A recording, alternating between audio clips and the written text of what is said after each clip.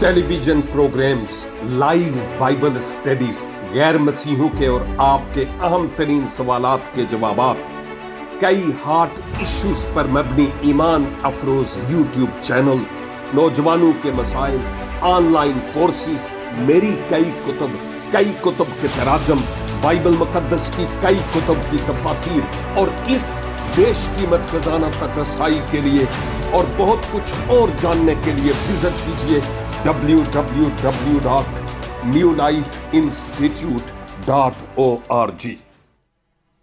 वो जो अजली और अबदी खुदाबंदों का खुदाबंद और बादशाहों का बादशाह है, उसके खूबसूरत तरीन नाम में मुअज़्ज़ज़ सामीन और नाज़रीन, आज फिर खुदाबंद का ये खाकसार खादम आपकी खिदमत में सलाम पेश करता है और इस वक्त को गनीमत समझता हूं जो खुदाबंद ने मुझे दिया है कि इस महदूद से वक्त में मैं आपके साथ मिलकर खुदाबंद के इस जिंदगी बख्श, मोतबिर और ला तब्दील कलाम को सीखने वाला हो सकूं।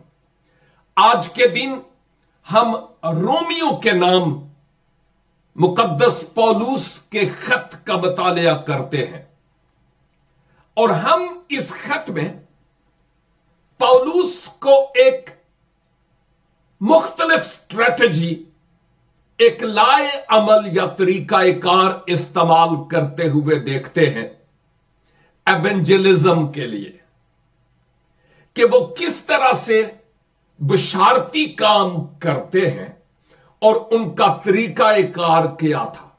किसान जब खेती बाड़ी करता है, मेरे बड़े करते थे और मुझे पता है कि वो केवल इसके के हल चलाते, खेत में से पत्थर वगैरह, चूंकि पहाड़ थे, उन पत्थरों को पहले हटाते और उसके बाद वो हल चलाते थे और उसके बाद एक दफा नहीं 2 दफा हल चलाना और फिर बीज बोने का वक्त आता तो वो बीज बोते और उसके बाद भी उसका ख्याल रखते ता वक्ते के फसल काटने की नौबत ना आती। वो मुसलसल लगे रहते।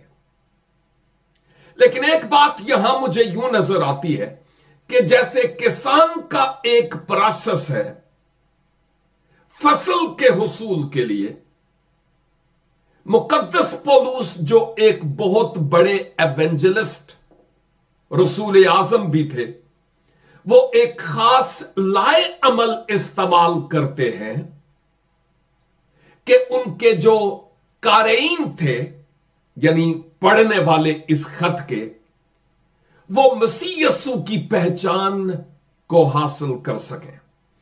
और कई ऐसे लोग भी थे, यानी मुकद्दसों के नाम तो ये लिखा गया ही, लेकिन वहां पर कई ऐसे लोग भी थे जिनकी तालीम की इस्लाह की जरूरत थी। यहूदी पस मंजर से ताल्लुक रखने वाले लोग अपनी रास्तबाजी पर तकिया करते थे। पहले तो पौलुस बताते हैं कि इंजील क्या है और इंजील में किस कदर कुदरत पाई जाती है, किस तरह वो जिंदगियों को तब्दील करती है, और उसके बाद वो जो अपनी रास्तबाजी पर भरोसा करते थे उनकी बाबत बात करते हैं दूसरे बाब में भी और तीसरे बाब में भी कि तुम्हारी अपनी रास्तबाजी तुम्हें रास्त नहीं ठहरा सकती। और यूं उनके उन गुनाहों पर से पर्दा उठाते थे जैसे अल्जाम तराशी। हमने गुजरे 2 बाइबल स्टडीज में इस मौजू को देखा है। तो पौलुस फरमाते थे कि अगर तुम अपनी रास्तबाजी पर तकिया करते हो, आमाले शरीयत पर तुम्हें फख्र है, तो फिर ये जो तुम अल्जाम लगाते हो इसके भी तो तुम मुजरिम ठहरे। ऐसा नहीं होना चाहिए। और फिर यूं आगे स्लोली स्लोली बढ़ते हैं और शरीयत की बात करते हैं कि शरीयत पर अमल पैरा होना बुरी बात नहीं, अच्छी बात है, लेकिन शरीयत आपको खुदा से नहीं मिला पाती। और फिर आप निजात के पैगाम को बयान करते हैं कि वो क्या है। लेकिन आज ये जो तमहीद मैंने बांधी है, इसका बांधना बहुत जरूरी और अहम था। इसकी एक वजह यह है कि आज भी बहुत सारे लोग इस बात पर यकीन करते हैं कि जी अगर मेरे आमाल अच्छे होंगे तो मैं फिरदौस में जाऊंगा। शायद 4 साल पहले मैंने इसी आईडी पर यह बताया कि मेरे कुछ ऑनलाइन कोर्सेज हैं और उनमें मसीही भी हैं और गैर मसीही भी जो उन कोर्सेज को फ्री ऑफ कॉस्ट करते हैं। एक कोर्स में 4 कोर्सेज हैं, उनमें से एक सबक के एक सवाल में यह था कि चूंकि आप गुनाह और मौत से निकलकर अब जिंदगी में दाखिल हो गए, मसीह यीशु को आपने पा लिया है, आप समझते हैं कि मैं निजात याफ्ता हूं। अब आप क्या समझते हैं कि खुदावन आपको लंबी जिंदगी अनायत फरमाए, लेकिन अगर आज आप इस दुनिया से चले जाएं तो आप कहां जाएंगे?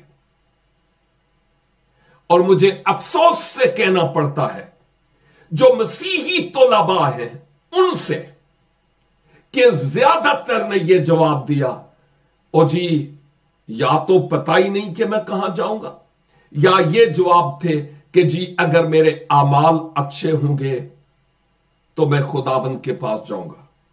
अभी गुजरे हफ्ते एक नौजवान ने इसी तरह का सवाल पुर किया और वो कहता था मैं निजात याफ्ता हूं और खिदमत गुजारी का काम भी किसी हद तक करता हूं।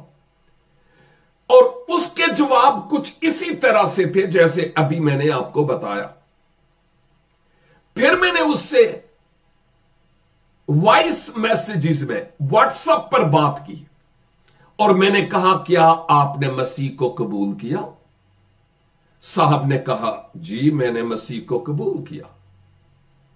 फिर मैंने कहा कि क्या आप समझते हैं कि अगर आज इस दुनिया से चले जाएं तो आप खुदावन के पास जाएंगे? कहते हैं ये अभी मुझे मालूम नहीं है। और अगले सवाल में था मैं गुनहगार हूं। और फिर अगले जवाब में उन्होंने यह कहा कि खुदा दरगुजर कर सकता है। फिर मैंने वॉइस मैसेज में साहब से बात की कि जनाब बात यह है कि अगर आप अपने आमाल पर तकिया करें कि उनके जरिया से मैं रास्तबाज ठहरूं, तो कलाम तो कहता है कोई भी रास्तबाज नहीं, तो आप किस तरह खुदा के पास जाएंगे? नंबर 2, आप कहते हैं मैंने मसीह यीशु को कबूल किया, तो आप 2 बेड़ियों पर सवार हैं। एक तो अपने आमाल पर तकिया किए हुए हैं, दूसरी तरफ खुदावन यीशु मसीह को कहते हैं कि वो मेरा निजात दहिंदा है। और यकीन फिर भी नहीं, क्योंकि नीचे सवाल के जवाब में आपने कहा मैं गुनहगार हूं, मसीह को पाने के बावजूद यह कहा, और फिर एंड पर आपने कहा वो लोग जो मसीह को कबूल नहीं करते खुदा दरगुजर कर देगा। मैंने कहा नो एंड नेवर। गुनहगार के लिए एक ही इंतजाम है कि वो मसीह यीशु पर ईमान लाए। जो मसीह यीशु पर ईमान नहीं लाता वो जहन्नम रसीद होगा, क्योंकि कलाम में लिखा है इसलिए खुदा ने अपना फर्जंद भेजा कि लोग उस पर ईमान लाए, वरना वो हलाक हो जाएंगे। यह क्लियर कट बात है। और मैंने उनको समझाया कि जब मसीह पर ईमान ले आए तो यीशु तो कहता है मैं ही राह और हक और जिंदगी हूं। मेरे वसीला के बगैर कोई बाप के पास नहीं आता। आपने यीशु को अपना वसीला बनाया है, तो क्या आप अभी तक ना उम्मीद है कि मैं कहां जाऊंगा? आप जो इस वक्त मेरे साथ ऑनलाइन हैं, आप अपने बारे में क्या सोचते हैं कि जिंदगी की शाम अगर आज हो जाए तो कहां जाऊंगा? और आपके पास क्या श्योरिटी और क्या गारंटी है? याद रखिए, मैं ये नहीं कहता हूं कि मसीह यीशु पर ईमान ले आए तो फिर लुडियां पाइए। नहीं नहीं नहीं नहीं नहीं नहीं, मैं ये नहीं कह रहा हूं। मसीह यीशु पर ईमान लाने के बाद ईमान के मुवाफिक काम करने की जरूरत है, लेकिन हम काम इसलिए नहीं करते कि निजात पाए, नेक काम इसलिए नहीं करते कि निजात पाए चूंकि हम नंबर एक, पहले नंबर पर निजात पा चुके हैं। हालेलुया। इसलिए हम नेक आमाल करते हैं। यह है बात जो हमें सोचने और समझने की जरूरत है। और मुकद्दस पौलुस रोमी ईमानदारों पर भी और वो जो शख्सी रास्तबाजी पर भरोसा करते थे उन पर भी इस भेद को खोल रहे हैं कि हकीकत क्या है। आज रोमियो 2 बाब और उसकी 6 आयत से आगे बढ़ूंगा, जहां लिखा है, वो हर एक को उसके कामों के मुवाफिक बदला देगा। कौन? खुदावंद खुदा हर एक को उसके कामों के मुवाफिक बदला देगा। अदालत करना खुदा का काम है, जो उसने अपने बेटे मसीह यीशु के स्पुर्द कर दी है। और अब मसीह यीशु के वसीला से अदालत होगी। और जहां लिखा है ना, और हर एक काम के मुवाफिक, हर एक को उसके कामों के मुवाफिक बदला देगा, तो हम मुकाशफा की किताब 22 बाब की 12 आयत में देखते हैं, मसीह यीशु ने कहा, देख मैं जल्द आने वाला हूं और हर एक को उसके कामों के मुवाफिक बदला दूंगा।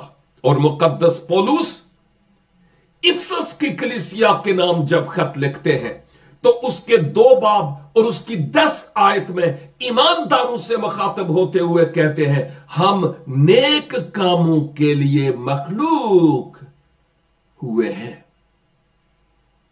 ईमानदारों, जब हम निजात पा लेते हैं तो उसके बाद उस निजात का कोई अमली तौर पर भी तो मुजाहिरा होना चाहिए कि अब मैं मसीह यीशु में हूं, मेरा माजी जाता रहा है और अब मेरा हाल और फिर मुस्तकबिल का आगाज यहां से होता है। यह बहुत जरूरी है।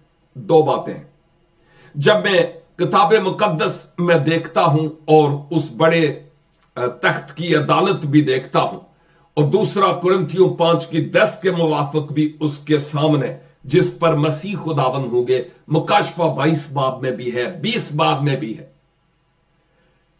लोग उस तख्त के सामने जमा होंगे। लेकिन यहां पर ईमानदार भी और बेईमान भी। अब ईमानदारों को तो उनके कामों के मुवाफिक सेहरा मिलेगा, और गैर निजात याफ्ता लोग जिन्होंने मसीह यीशु को कबूल नहीं किया, उनको गंधक और आग से जलने वाली झील का हुक्म सुनाया जाएगा। अब अगर ईमानदारों, मेरे और आपके हर एक काम का हमें अजर मिलेगा, सेहरा मिलेगा, तो फिर जरा गौर से सुनिएगा। खुदा मेरे और आपके तमाम गुनाहों को और मेरी और आपकी तमाम नारवा हरकत को वो एक्सपोज करेगा। तुमने ये किया, तुमने ये किया, तुमने ये किया। मसीह यीशु को कबूल करने के बाद अब इन कामों के एतबार से यह नहीं कि वो ईमानदारों को जिन्होंने मसीह यस्सु को कबूल किया वो जहन्नम में फेंकेगा, क्योंकि हमारी अदालत ऐसे कामों की ऑलरेडी सलीब पर हो चुकी है। लेकिन होगा यह कि जो अज्र है हमारे लिए, उस अज्र में जरूर फर्क आएगा, उस सेहरे में, उस ताज में जो हमें पहनाया जाएगा। तो इस 6 आयत के माना यही है। अब 7वीं आयत जो नेकोकारी में, यह ईमानदारों के लिए है, जो नेकोकारी में साबत कदम रहकर जलाल और इज्जत और बका के तालिब होते हैं, उनको हमेशा की जिंदगी देगा। आमीन। किनको? वो लोग जो ईमानदार तो हैं, मसीह यस्सु पर ईमान लाए, उसके बाद वो नेक काम करते हैं, नेकोकारी करते हैं, अच्छे काम करते हैं, और फिर ईमान में और नेकोकारी करने में साबत कदम रहते हैं, मुस्तहकम, कंटिन्यूली, फिर वो ये करते रहते हैं। लिखा है वो उस जलाल के जो हमें हासिल होने वाला है, उस जलाल और इज्जत यानी ऑनर जो खुदा अपने मुकद्दसों को जो मसीह यस्सु के लहू से खरीदे हुए हैं, उनको वो ऑनर, आजाज, इज्जत, मुकाम बख्शेगा। और बका के तालिब हुए, यानी बका के माना हमेशा रहने वाला। ऐसे लोग जिन्होंने रास्तबाजी के काम किए मसीह पर ईमान लाने के बाद, और उनके दिल में एक आरजू रही कि मैं मुसलसल इस काम को करता चला जाऊं, उस जलाल की उम्मीद में, उस बका के लिए कि मैं हमेशा खुदावंद की हजूरी में रहूंगा। लिखा है खुदा उनको हमेशा की जिंदगी देगा। अभी हम ईमान के साथ हमेशा की जिंदगी के वारिस हैं। ईमान के साथ, जैसे मैंने पहले कहा, यूहन्ना 3:16 के मुताबिक खुदा ने दुनिया से ऐसी मोहब्बत रखी कि अपना इकलौता बेटा बख्श दिया, ताकि जो कोई उस पर ईमान लाए हलाक ना हो बल्कि हमेशा की जिंदगी पाए। यहां पर लिखा है हमेशा की जिंदगी देगा।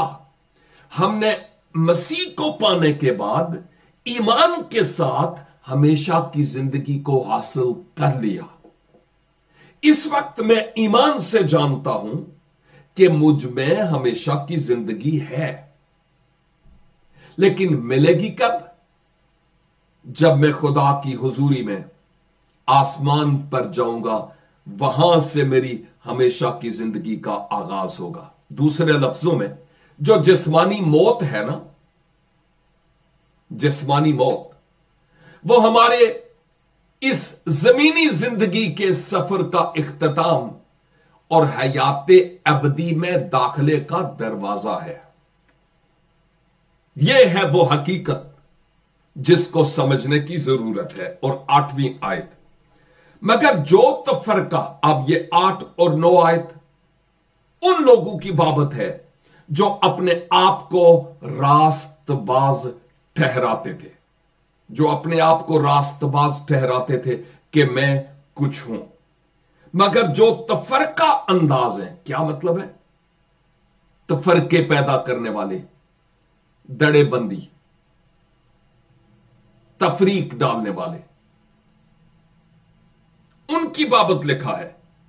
और उनकी बाबत भी जो कलीसाओं में चीरा फाड़ी करते हैं, ये इन सबों की बाबत भी तफरका अंदाज से यही मराद है। और फिर हक के नाम मानने वाले, यानी जो सच्चाई और हकीकत है उस पर वो अमल पैरा नहीं होते। एक बात میں بار بار کرتا ہوں، یاد رہے کہ مسیح کو پانے کے بعد ایسے نہیں ہوتا کہ ہم پاکیزگی اور راست بازی کے اعتبار سے اتنے کامل ہو جائیں جیسے خدا ہے۔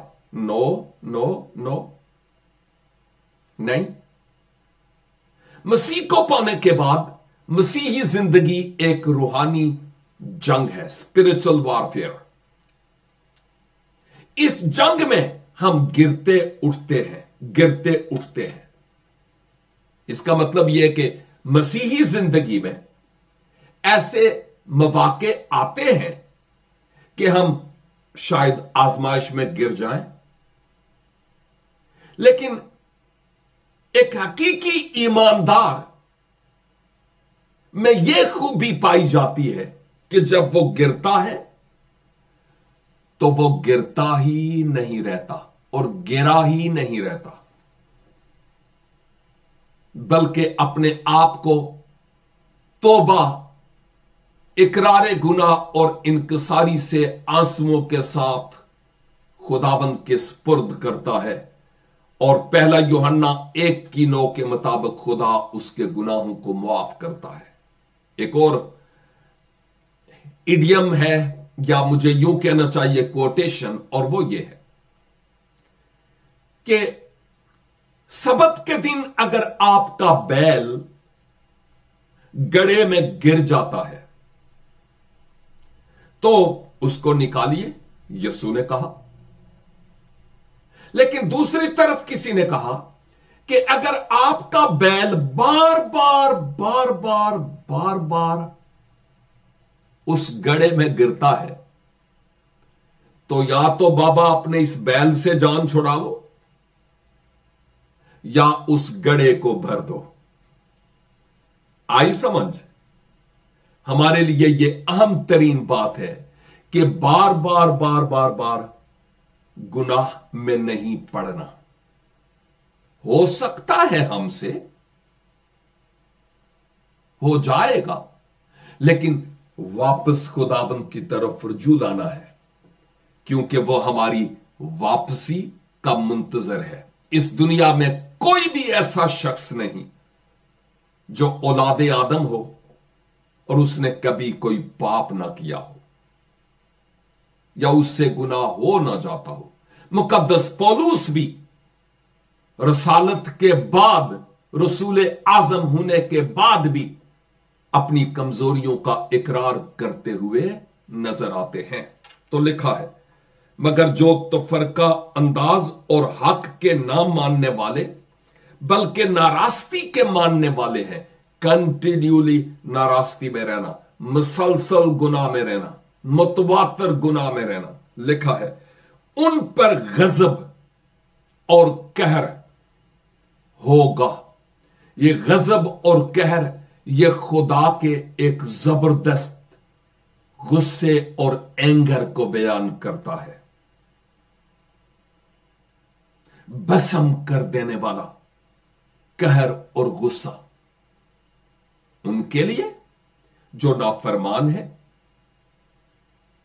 مسیح یسوع پر ایمان نہیں لاتے، اور کئی جو ایمان لا بھی چکے اور لانے کے بعد ان کی زندگی بالکل بے دین لوگوں کی طرح ہے، کوئی فرق نہیں ہے۔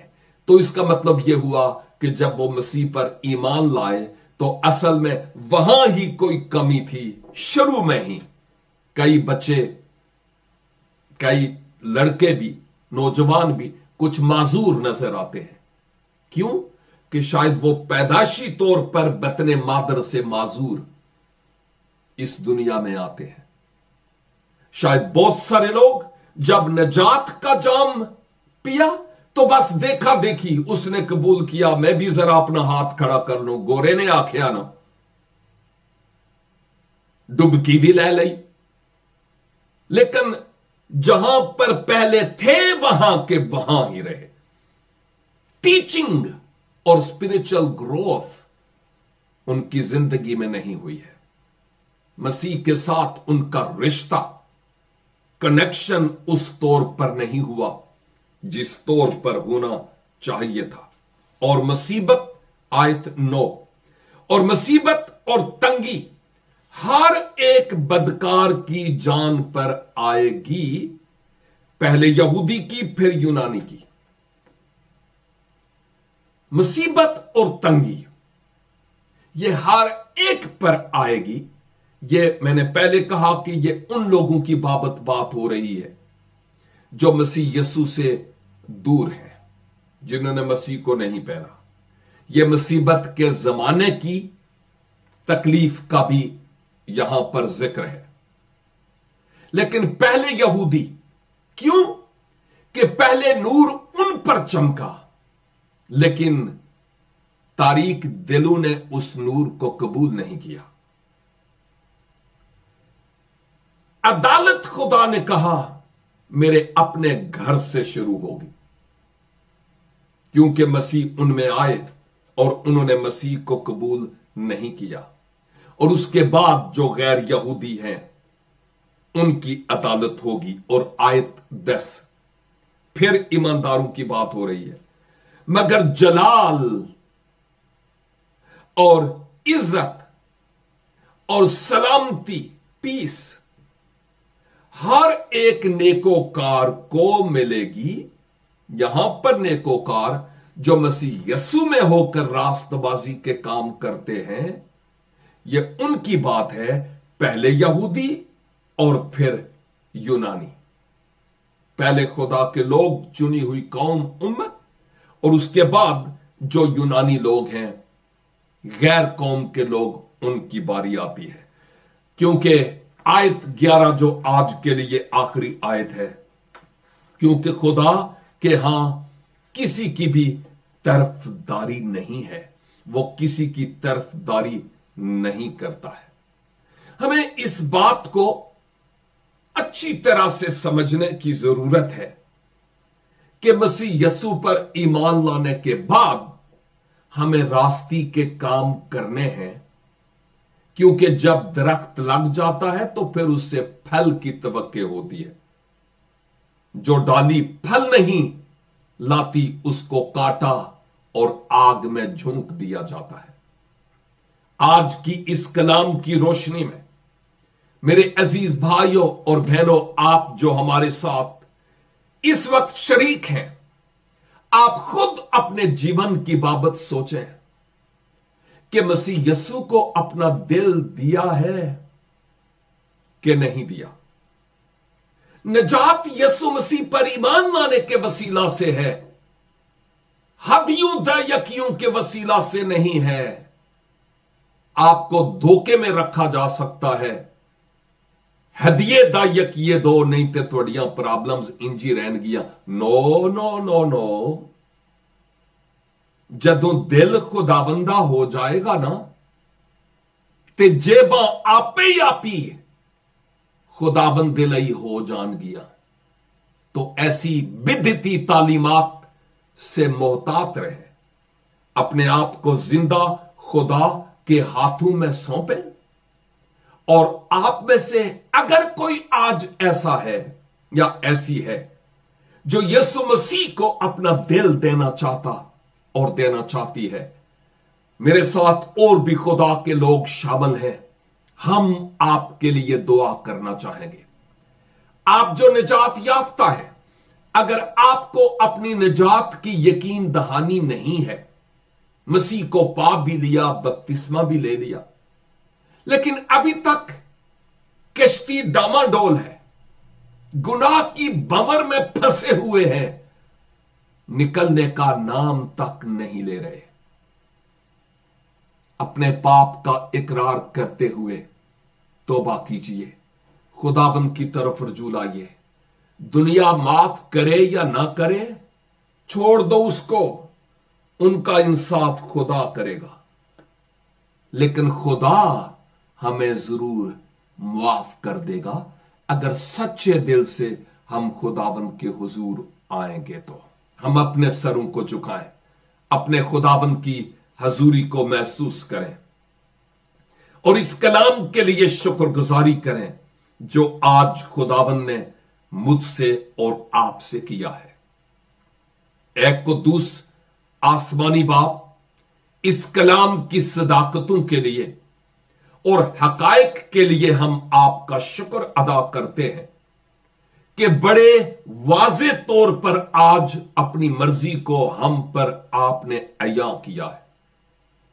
खुदावंद, आज आपका खादम होते हुए उन तमाम अजीजों को आपके स्पुर्द करता हूं जो आज पहली बार आपको अपने शख्सी निजात दहंदा के तौर पर कबूल करते हैं। ओ खुदावंद, ये सिर्फ दिखावे के तौर पर ना हो, बल्कि आपका रूह उनको कन्विक्ट यानी कायल करे कि वो आपकी तरफ रजू लाए, और उसके बाद रूहानी जंग में उनको फतह याबी से हमकिनार कीजिए। और अब आप, मैं उनके लिए जो निजात याफ्ता हैं लेकिन फिर भी इस रूहानी जंग में वो नाकाम हो जाते हैं, बार बार अपने दुश्मन अबलीस की आजमाइशों में फंसकर इंतहाई चिकनाचूर हो जाते हैं, यस्सु के नाम से उनके लिए आपकी बरकत और सलामती मांगता हूं। पाकरू अपने लोगों को दिलेरी दीजिए, इस जंग में उनको फतह याबी से हमकिनार कीजिए। हमारी जबानों पर, हमारे हाथों पर, हमारे ख्यालों पर आपका कंट्रोल हो, ताकि आपका जलाल हमारी जिंदगियों से कसरत से जाहिर हो सके। ईमानदारों को रूह का फल दिखाने के जरिया से ईमानदारी का सबूत पेश करने का फजल अनायत फरमाइए। और खुदावंद, दुआ करता हूं कि हम सबों को इस कलाम को अपने दिलों में रखने और इस पर गौर करने का फजल अनायत फरमाइए। मसीह हमारे खुदावंद के बुजुर्ग कुद्दूस और जलाली नाम के वसीले से हम ये दुआ मांगते हैं। आमीन एंड आमीन। खुदावंद कुद्दूस आप सबों को आज के इस कलाम के वसीला से बड़ी बरकत अनायत फरमाए। खुदावंद ने चाहा तो नेक्स्ट एक हफ्ते के बाद फिर हाजिर होऊंगा। खुदावंद ने चाहा तो तब तक के लिए आप खुदावंद की अमान में रहें। God bless you.